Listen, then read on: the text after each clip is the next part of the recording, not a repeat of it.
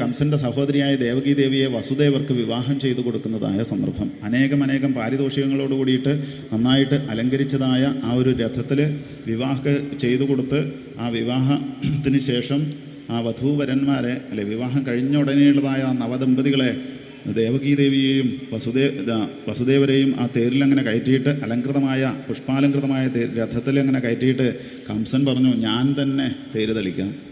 അങ്ങനെ കംസൻ രഥം അങ്ങനെ തേരങ്ങനെ തെളിച്ചങ്ങനെ പോകുമ്പോഴാണ് അവിടെ ഒരു അസ്യാസ്ത്വാം അഷ്ടമോ ഗർഭോ ഹന്ത ഹന്ത ഹന്ത ഹന്ത ഹന്ത ഹന്ത ഒരു അശരീരി ഉണ്ടായി. ഇവളുടെ 8ാമത്തെ പുത്രൻ നിൻ്റെ ഹന്താവാണ്, നിൻ്റെ അന്തകനാണ്. അതുമാത്രമല്ല, അതിനു മുമ്പ് ഹേ മന്ദബുദ്ധെ എന്നാണ് വഹസേ അബുധ, ഹേ മന്ദബുദ്ധെ എന്നാണ് സംബോധന.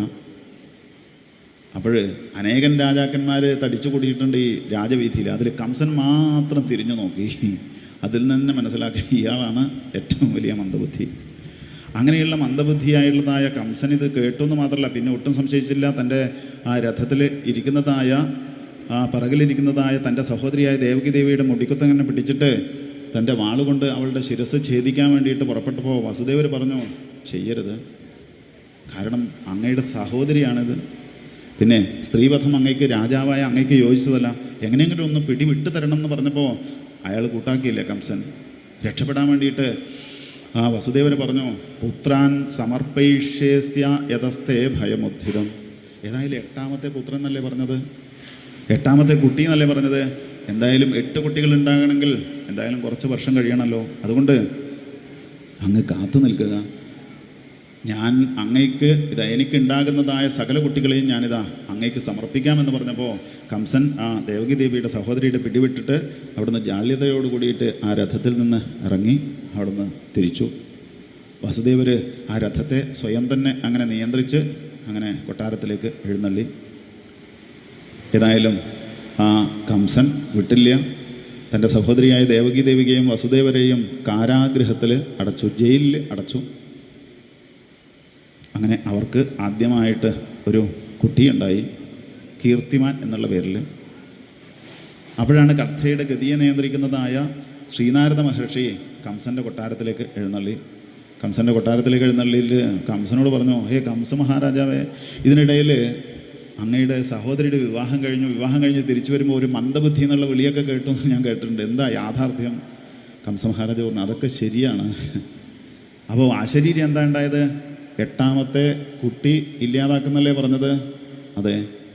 അപ്പോൾ അങ്ങ് ശ്രദ്ധിക്കണം. ഇപ്പോൾ 1ാമത്തെ കുട്ടി വന്നപ്പോൾ അതിനെ തിരിച്ച് പറഞ്ഞയച്ചില്ലേ? യഥാർത്ഥത്തിൽ 1ാമത്തെ കുട്ടി 8 കുട്ടികളെ വൃത്താകൃതിയിൽ നിർത്തിക്കഴിഞ്ഞാൽ 1 2 3 4 5 6 7 8 തിരിച്ചെണ്ണി കഴിഞ്ഞാലോ 8 7 6 5 4 3 2 1. 1ാമത്തെ കുട്ടി 8ാമതാവോ, 8ാമത്തെ കുട്ടി അങ്ങനെയൊക്കെ സംഭവിക്കാം. പിന്നെ 8 എന്ന് പറഞ്ഞാൽ അഷ്ടൈശ്വര്യങ്ങളോട് കൂടിയിട്ടുള്ളതായ കുട്ടി, അങ്ങനെ എടുക്കാം. പിന്നെ 8ാമത്തെ തിഥിയിൽ, അഷ്ടമി തിഥിയിൽ ജനിക്കുന്ന കുട്ടി അങ്ങനെ എടുക്കാം. പിന്നെ ആരായി കുട്ടിയായിട്ട് ജനിക്കുന്നത്? സാക്ഷാൽ മഹാവിഷ്ണു ദേവന്മാരുടെ കാര്യസാധ്യത്തിന് വേണ്ടിയിട്ടാണിപ്പോൾ അവതരിക്കുന്നത്. അതുകൊണ്ട് അങ്ങയ്ക്ക് ചിന്തിക്കാനുള്ള ശക്തിയുണ്ട്. അങ്ങ് കഴിഞ്ഞ ജന്മത്തിൽ കാലനേമി എന്ന് പറഞ്ഞതായ അസുരനായിരുന്നു. അതുകൊണ്ട് ഞാനൊന്ന് പറഞ്ഞത് മാത്രം, ചിന്തിക്കാനും പ്രവർത്തിക്കാനൊക്കെയുള്ള ബുദ്ധിശക്തി അങ്ങയ്ക്ക് വേണ്ടതുപോലെ ഉണ്ട്. അങ്ങ് വേണ്ടതുപോലെ ചിന്തിച്ച് വേണ്ടതുപോലെ പ്രവർത്തിച്ചോളൂ, ചെയ്തോളൂ എന്നുള്ളതായ ആ ഒരു നിർദ്ദേശം കൊടുത്തിട്ട് നാരദ മഹർഷി അവിടുന്ന് തിരിച്ചെഴുന്നള്ളി. അപ്പോഴാണ് കംസൻ ചിന്തിച്ചത്, ശരിയാണ്, നാരദ മഹർഷി പറഞ്ഞതിൽ കാര്യമുണ്ട്. ഈ കുട്ടിയാണോ തന്നെ ഇല്ലാതാക്കാൻ വേണ്ടിയിട്ട് വരുന്നത് പറയാൻ പറ്റില്ലല്ലോ. വേഗം കംസൻ്റെ സ്വഭാവം മാറി ആ ദേവകി ദേവിയുടെ അടുത്ത് പോയിട്ട് അവിടെ തത്തിക്കളിച്ചു കൊണ്ടിരിക്കുന്നതായ ദേവകി ദേവിയുടെ അടുത്തുള്ളതായ ആദ്യം പ്രസവിച്ചതായ ആ ഒരു കുട്ടിയെ എടുത്തിട്ട് പാറയ്ക്കടിച്ച് ഇല്ലാതാക്കാൻ വേണ്ടിയിട്ട് പരിശ്രമിച്ചു. അതുപോലെ ചെയ്തു. ഇങ്ങനെ 6 കുട്ടികളുണ്ടായി ദേവകി ദേവിക്ക് വസുദേവരിൽ. ആ 6 കുട്ടികളെയും ജാതമഹൻ പുത്രം തയോ രചനശങ്കയ ഉണ്ടായതായ 6 കുട്ടികളെയും ഇതാ പാറയ്ക്കടിച്ച് കംസൻ ഇല്ലാതാക്കി. അപ്പോഴാണ് 7ാമത് ദേവകി ദേവി ഗർഭം ധരിച്ചു. അപ്പോൾ സാക്ഷാൽ ഭഗവാൻ യോഗമായ ദേവിയോട് പറഞ്ഞു, നീ എനിക്കൊരു ഉപകാരം ചെയ്യണം. എന്താ വേണ്ടത്? ഞാൻ ദേവകി ദേവി 6ാമത് ഗർഭം ധരിച്ചിട്ടുണ്ട്. ആ ഗർഭത്തെ മാറ്റണം. എവിടത്തേക്ക്? വസുദേവരുടെ വേറൊരു ഭാര്യയായ രോഹിണി ദേവി കംസനെ പേടിച്ചിട്ട് വസുദേവരുടെ സുഹൃത്തായ നന്ദഗോപര് ഗോകുലത്തിലുണ്ട്. ആ നന്ദഗോപരുടെ ഗോകുലത്തിൽ വസിക്കുന്നതായ എൻ്റെ ഭാര്യയായ രോഹിണി ദേവിയിലേക്ക് ഈ ദേവകീ ദേവിയുടെ ഗർഭത്തിലുള്ളതായ ഗർഭത്തെ ഗർഭസംഘർഷണം മാറ്റണം. മാറ്റിക്കഴിഞ്ഞാലോ ഞാൻ 8ാമത് ഈ യശോദാദേവിയിൽ അവതരിക്കും. ഗർഭത്തിൽ അവതരിക്കുന്ന സമയത്ത് നീ അവിടെ ഗോകുലത്തിൽ യശോദാദേവിയുടെ പുത്രിയായിട്ട് ജനിക്കണം. ഇങ്ങനെയുള്ള നിർദ്ദേശം കൊടുത്തു യോഗമായ ദേവിക്ക്. വെറുതെ വേണ്ട, നീ എനിക്കൊരു ഉപകാരം ചെയ്തു കഴിഞ്ഞാൽ ഞാൻ നിനക്ക് ഉപകാരം ചെയ്യാം. എന്താ നിനക്ക് ഉപകാരം? ഇനി കലിയുഗം എന്ന് പറഞ്ഞിട്ടൊരു യുഗം വരാനുണ്ട്. ആ യുഗത്തിൽ നീ അനേകം നാമങ്ങളിൽ ദുർഗേതി ഭദ്രകാളീതി വിജയ വൈഷ്ണവീതി ച കുമുദാ ചണ്ഡികാ കൃഷ്ണ മാധവീ കന്യകേതി ച മായാ നാരായണീശാനി ശാരദേത്യംബികേതി ച. എന്തൊക്കെ പേരുകളിലാണ്? ദുർഗ, ഭദ്രകാളി, വിജയ, വൈഷ്ണവി, കുമുദ, ചണ്ഡിക, കൃഷ്ണ, മാധവി, കന്യക തുടങ്ങിയതായ 108 നാമങ്ങളിൽ 108 ദുർഗാലയങ്ങളിലായിട്ട് ആൾക്കാർ നിന്നെ ധൂപം, ദീപം, മാല, പായസം എന്നൊക്കെ പറഞ്ഞിട്ടുള്ളതായ നിവേദ്യങ്ങളൊക്കെ സമർപ്പിച്ചിട്ട് ആരാധിക്കും. ദുർഗാദേവി ഇഷ്ടമാണോ? അതെ, എന്നാൽ പിന്നെ പോയിക്കോളുക, വേണമെങ്കിൽ പോയാൽ മതി. അങ്ങനെ 7ാമത് ഗർഭം ധരിച്ചതായ ആ ഗർഭത്തെ യോഗമായ ദേവി ദേവകീ ദേവിയുടെ ഗർഭത്തിൽ നിന്ന് വസുദേവരുടെ വേറൊരു ഭാര്യയായ രോഹിണി ദേവി കംസനെ പേടിച്ചിട്ട് നന്ദഗോകുലത്തിൽ നന്ദഗോപരുടെ അടുത്തങ്ങനെ താമസിക്കുന്നുണ്ട്. അവളിലേക്ക് രോഹിണി ദേവിയിലേക്ക് മാറ്റപ്പെട്ടു. ബലരാമസ്വാമിയെ മാറ്റപ്പെട്ടു. ഗർഭസംഭർഷണം.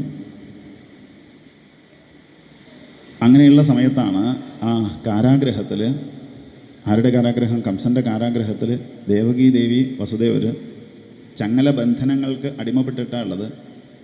ആ വസുദേവർക്ക് എത്തുന്നില്ലാത്തതായ ആ ഒരു ആനന്ദം മനസ്സിൽ കണ്ടു ദേവകീ ദേവി ചോദിച്ചു, അല്ല അങ്ങേക്ക് എങ്ങനെയാണ് ഈ കാരാഗ്രഹത്തിൽ ഇങ്ങനെ ദുഃഖം അനുഭവിക്കുമ്പോൾ ഇങ്ങനെ ആനന്ദം അനുഭവിക്കാൻ വേണ്ടിയിട്ട് സാധിക്കുന്നത്?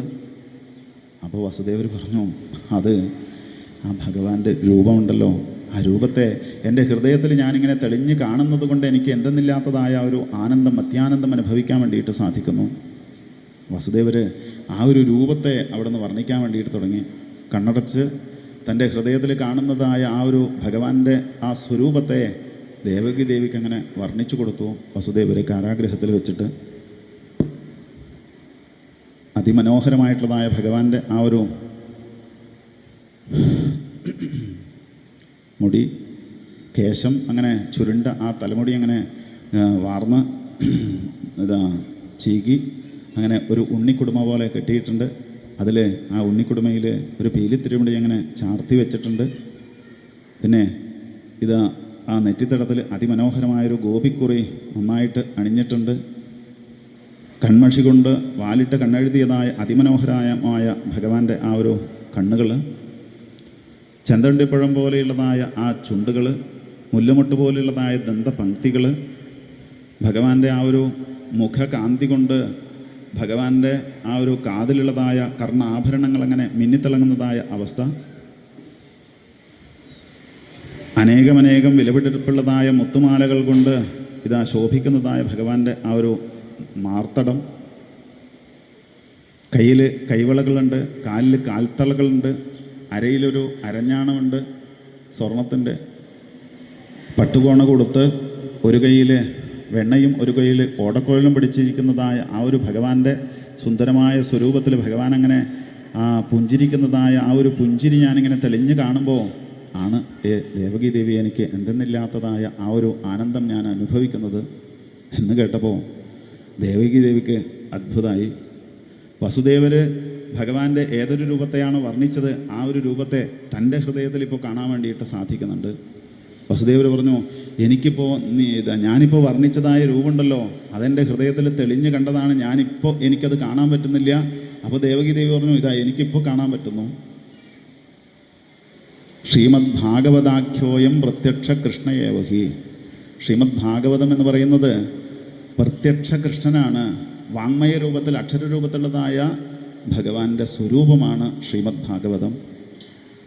അമ്പാടിക്കണ്ണനെ ആലില കണ്ണനെ ഓടക്കുഴലൂതി ഓടിവാ, പാലുതരാം വെണ്ണതരാം ഓമനക്കണ്ണ, പാലുതരാം വെണ്ണതരാം ഓമനക്കണ്ണ, പാലുതരാം വെണ്ണതരാം ഓമനക്കണ്ണ, പാലുതരാം വെണ്ണതരാം ഓമനക്കണ്ണ, അവിലുമലർ ശർക്കരയും നേദിക്കാം ഞാൻ, അവിലുമലർ ശർക്കരയും നേദിക്കാം ഞാൻ. അമ്പാടിക്കണ്ണനെ ആലില കണ്ണനെ ഓടക്കുഴലൂതി ഓടിവാ, അമ്പാടിക്കണ്ണനെ ആലില കണ്ണനെ ഓടക്കുഴലൂതി. ഉണ്ണിയായി നടനമാടും കൺമണിക്കണ്ണ, ഉണ്ണിയായി നടനമാടും കൺമണിക്കണ്ണ, ഉണ്ണിയായി നടനമാടും കൺമണിക്കണ്ണ, ഉണ്ണിയായി നടനമാടും കൺമണിക്കണ്ണ, ഉണ്ണികൾക്കാശ്രയമാം സുന്ദര കണ്ണ, ഉണ്ണികൾക്കാശ്രയമാം സുന്ദര കണ്ണ. അമ്പാടിക്കണ്ണനെ ആലില കണ്ണനെ ഓടക്കുഴലൂതി ഓടിവാ, അമ്പാടിക്കണ്ണനെ ആലില കണ്ണനെ ഓടക്കുഴലൂതി ഓടിവാ. കാളിന്തി പുളിനത്തിൽ ആടിയ കണ്ണ, കാളിന്തി പുളിനത്തിൽ ആടിയ കണ്ണ, കാളിന്തി പുളിനത്തിൽ ആടിയ കണ്ണ, കാളിന്തി പുളിനത്തിൽ ആടിയ കണ്ണ, കാളിയ നർത്തനനാം നന്ദന കണ്ണ, കാളിയ നർത്തനനാം നന്ദന കണ്ണ. അമ്പാടിക്കണ്ണനെ ആലില കണ്ണനെ ഓടക്കുഴലൂതി ഓടിവാ, അമ്പാടിക്കണ്ണനെ ആലില കണ്ണനെ ഓടിവാ. ഗോപീലോല മോഹന കണ്ണ, ഗോപീലോല മോഹന കണ്ണ, ഗോപീലോല മോഹന കണ്ണ, ഗോപീലോല മോഹന കണ്ണ. രാസവിഹാര രാധാ കണ്ണ, രാസവിഹാര രാധാ കണ്ണ. അമ്പാടിക്കണ്ണനെ ആലില കണ്ണനെ ഓടക്കുഴലൂതി ഓടിവാ, അമ്പാടിക്കണ്ണനെ ആലില കണ്ണനെ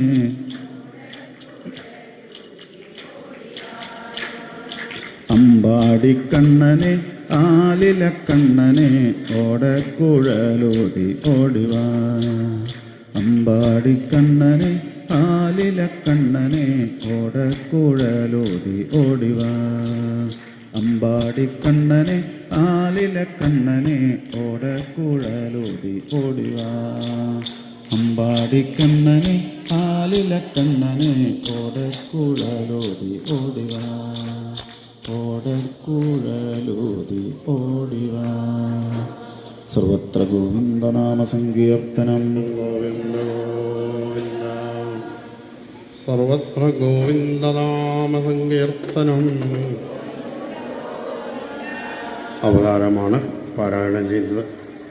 ശ്രീശുഗൗവാച അധ സർവഗുണോപേത കാലപരമശോഭന ഋഖീവാജനജന്മക്ഷം ശാന്തക്ഷഗ്രകതാരകം ദിശപ്രതേതുർഗഗനം നിർമ്മലോടുഗണോദയം മഹീമംഗളഭൂയിഷ്ഠപുരഗ്രാമം പ്രജാകരാം നദ്യപ്രസന്നസലിരാം ഹൃദാജരുഹശ്രിയാം ദ്വിജാളികുലസന്നാദസ്തപഗാവനരാജയ പൗവായുസ്സഹസ്പരിശ പുണ്യഗന്ധവകശ്വതേയം അഗ്രേശ്ച ദ്വിജാദീനാം സന്താത്തത്ര സമിന്ധതാം മനാം സ്യാതൻ പ്രസന്നാനി സാധൂനാമസുരദ്രുഹാം ജായമാനേ ജനേ തസ്മിൻ നേതൃദ്വന്ദ്ഭയോദ്ദിവീയം ജഗോ കിന്നരഗന്ധർവാ തുട്ടുവ സിദ്ധചാരണ വിദ്യാധരിഷ്ടനൃതു അപ്സരോഭിസ്സമം തജാ മുജുൽമനയോ ദേവാസ്സുമനാം സിമുദന്വിജാ മന്ദം മന്ദം ജലധരാം ജഗർജുരസാഗരം നിശീഥേ തമദുർഭൂതേ ജായമാനേ ജനാർദ്ദനേ ദേവക്യാം ദേവരൂപിണ്യാം വിഷ്ണു സർവഗുഹാദയ ആവിലാസീ ദധാ പ്രാച്യാം ദിശീർദുർവപുഷ്കല സർവത്ര ഗോവിന്ദനാമകീർത്തനം.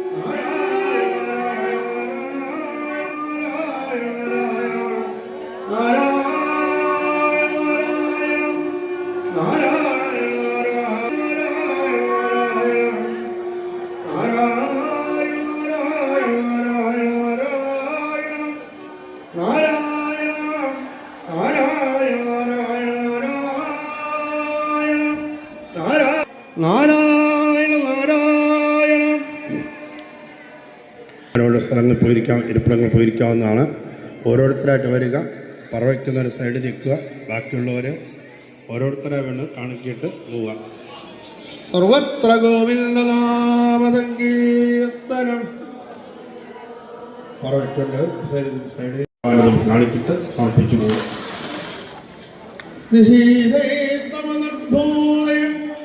ദേവരൂപിണ്യാം വിഷ്ണു സർവഗുഹാദയ ആവിരാദേ ഗദാ പ്രാച്യാം ദിശീർദുർവപുഷ്കല സർവത്ര ഗോവിന്ദനാമസങ്കീർത്തനം.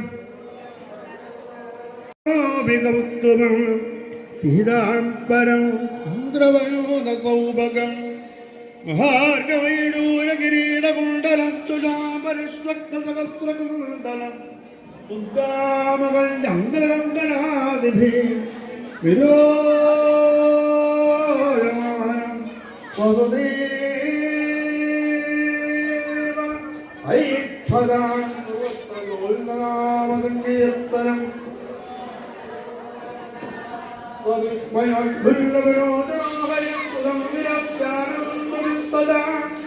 കൃഷ്ണാവതാരസംഭ്രമപ്രദോഗമം അധീനമത്തൗദവതായ പൂർണം പരന്തദണ്ഡകൃതദീർഘദഞ്ജലി സ്വരോജിതാ ഭാരതസൂതികാഗ്രഹം വിരോധയന്തം ഗതഭീ പ്രഭാവമൻ വസുദേവവാചം വിജതോസ്വാൻ പുരുഷപ്രകൃതിപര കേവലാനുവാനന്ദസ്വരൂപ സർവദ്ഗതൻ സേവപ്രവർത്തനം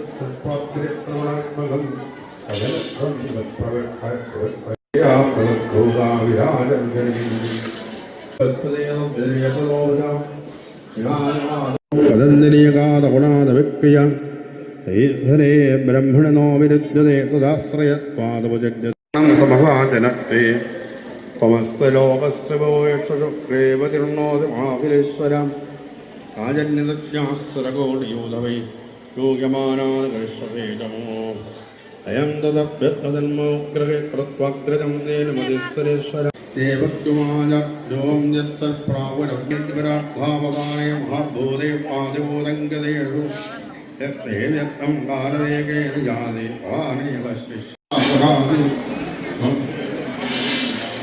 മാമത്യക്ഷം പാവോ മാവിദ്യാൻ മധുസൂദന സമുദ്രേ മധ്യേതോ തംസാനീനദീ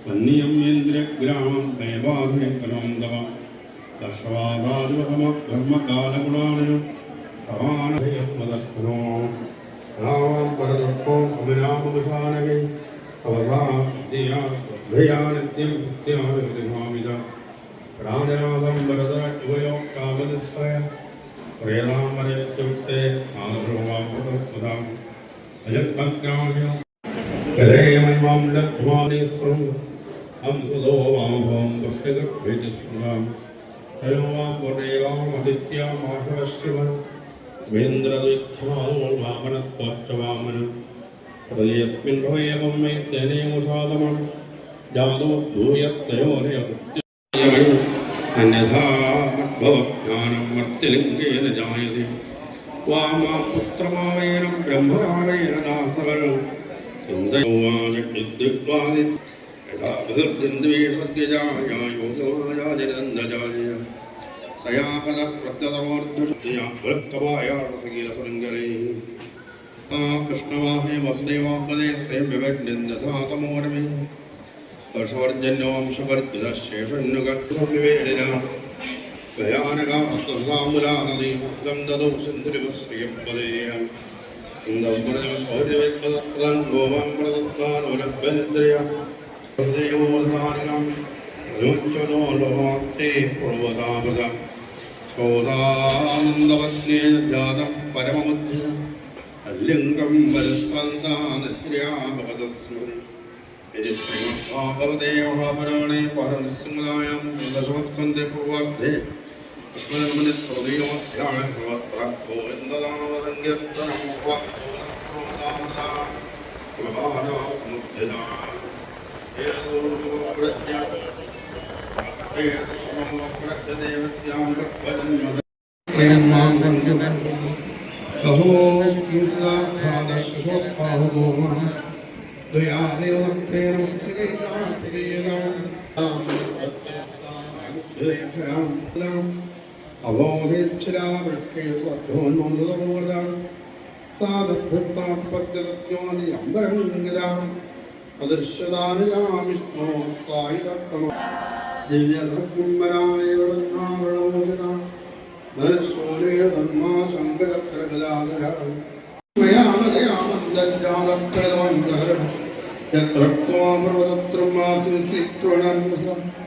ഇത് പ്രമാണ ദേവി മായാം ഭൂമിയും ബഹുനാമനകേദേഹം ബഹുനാമാമഭൂവകാം തയാമകതമാകണ്യം ഹംസപ്രമാമിത്മിരം ദേവീ മതദേവാഭയാവപ്നം വഷാദമാവജ്ഞമോഹം സദാസുതാം തദ്ദം നദ്ദാം നദ്ദജ്ഞാതബ്ധരം ആനോവാമൈകമശ്യാമി ബ്രഹ്മരേ അമൃതസ്വതം ബ്രഹ്മാ േവപ്യർദമാവാമവത്മജാം സർവം ഭുജാദന്നോദയകത്രദേവാദീനം തദാസതേ ഭൂമാനി മൂലാനി തഞ്ചം ജവയം ജജാം നായവാത്മാ തഥൈതേഷോ തഥൈവ ഏതയോ അയ്യോ പോലും തുറന്നവർ മാനുഭവതസ്സരം സാധവോ വിഘ്നവത്സലാം ഇത്യുദ്വാഹ്വാദോ വിശ്വാരസ്വസ്രോരകഗ്രഹ മൂലയാ അല്പവീര്യം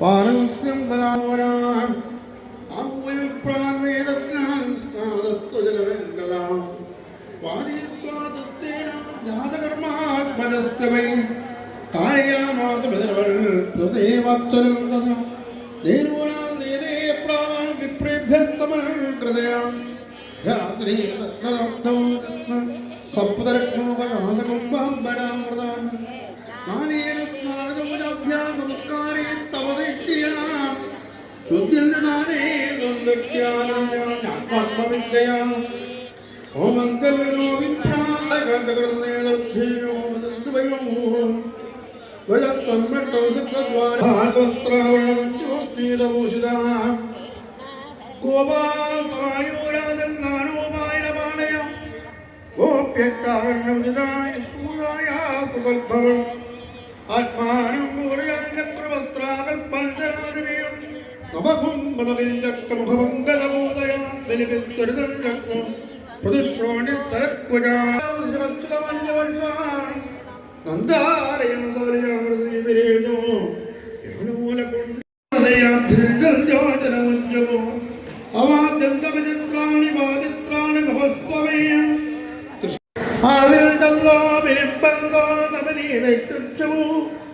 അന്തോ ഭാവനത്തിഭ്യോ മാതോലങ്കാരമോദനം സൂത്രസ്യോദയനൈജ രോഹിണീയ ഭാവാജ അന്തകോ തദാരഭിനന്ദസ്തുവരസ്തവതമർദ്ധ്യവരാം ഗിതാം അന്തക്കംസസ്യാചക്യം ഭ്രാതരം പക്കലാംബര ഭ്രാതരം തദോജനം തദ്രട്വാദുദ്ധായ പൂജിതം സുഖമാദേന പ്രട്വാനാമയമാതൃകം പ്രദക്തധീ സ്വൽപദയോധമാവിതംബദയാം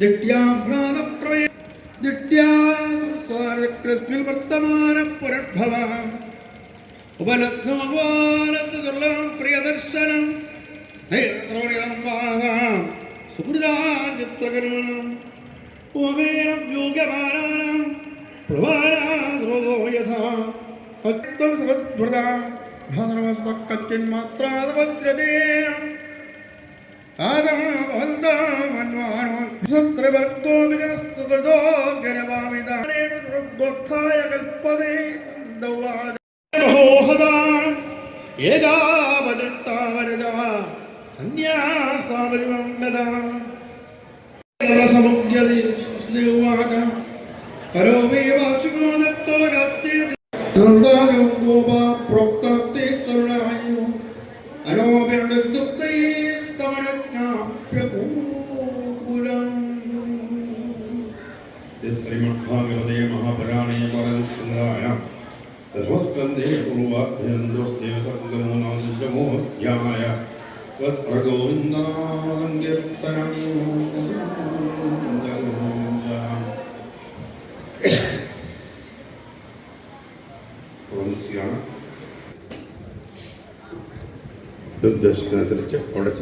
സന്നിവേദകത്മജം താൻ നന്ദാദോ ഗോപാമധുരായ ആവർത്തിങ്കതാം വിലോക്യഭൂതനാദേവം അഭൂവരതി വിസ്മിതാം നോരമ്പതരഞ്ജാതോനവനന്ദവേ കളേവരോനധനം കാട്ടതിഷ്ടയം ലജ്ജമാനസ്തയകസ്തോമച്ചാമൃതൂരഭാം ഉദ്ധര കൃഷ്ണതൽപൃതവ ലോകവന്ദതേയം അംഗമ്യസ്യാക്രമ്യഗവാനഭസ്തരം യാതാനിവതാദർഗോമാനീകരം കൃഷ്ണത്തത്തം ആഹാരതം കൃഷ്ണേ കുറുവതീനാം കൃത്വാ പണ്ഡിതരം കൃത്യോക്താവസ്തുവിസ്മിതാം മോക്ഷുഭാദ്രായ ആരംഭിക്കുന്നു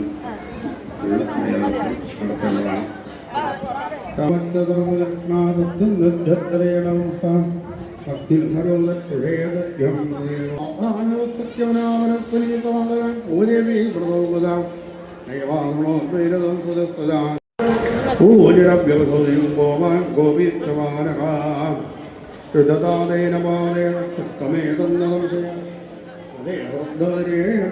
ഗോപാലവത്സലമിത്യുതാം അപ്രമേന്ദ്രസ്യാം ബാലവദേവിതം തന്മതമാതായ യശോദ സുനിരുദന്തമാതാ യശോദ കൃതം സംഭവി യേശയാനൃതം ഭേഷ്യാം ഇസ്ലാമാനോ വർജിത ശ്രീ അപരാമിലക്ഷ്യമാത അധികരണമനുസ്പരഞ്ജലോദം രുചിതമർദ്ദ സംത്രഗോപ്യം ഭുജമർദ്ദത്വതി അസ്ത്രകുർമ്മമുഖ്യം